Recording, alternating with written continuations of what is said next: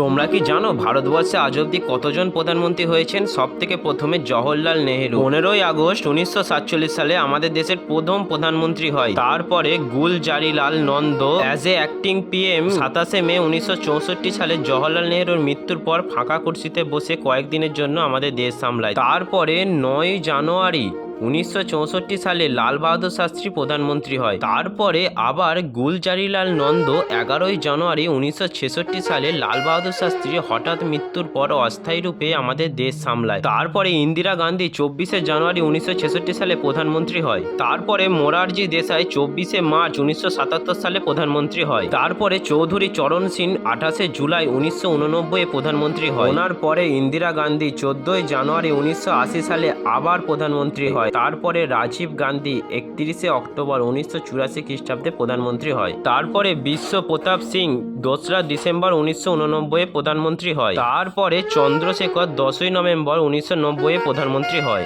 তারপরে পিভি নরসিমহা রাও 21শে জুন 1991 প্রধানমন্ত্রী হয়। তারপরে অটল বিহারী বাজপেয়ী 3 কার্যকাল, প্রথম 13 দিনের জন্য 16ই মে 1996 থেকে 1 জুন 1996 অবধি। তারপরে 8 মাসের জন্য 19শে মার্চ 1998 থেকে 13ই অক্টোবর 1999 অবধি। তারপরে তৃতীয়বার আবার 13ই অক্টোবর 1999 থেকে 22শে মে 2004 পর্যন্ত। অটল বিহারী বাজপেয়ী 3 বার প্রধানমন্ত্রীর আসনে বসেছিলেন। তারপরে এইচ.ডি. দেবগৌড়া 1 জুন 1996 প্রধানমন্ত্রী হয়। তারপরে ইন্দ্রকুমার গুজরাল 21শে এপ্রিল 1997 প্রধানমন্ত্রী হয়। তারপরে আমাদের প্রাক্তন প্রধানমন্ত্রী ডক্টর মনমোহন সিং 22শে মে 2004 সালে প্রধানমন্ত্রী হয়। তারপরে শেষ প্রধানমন্ত্রী নরেন্দ্র মোদী 26শে মে 2014 সাল থেকে তিনি নেতৃত্ব করে চলেছেন।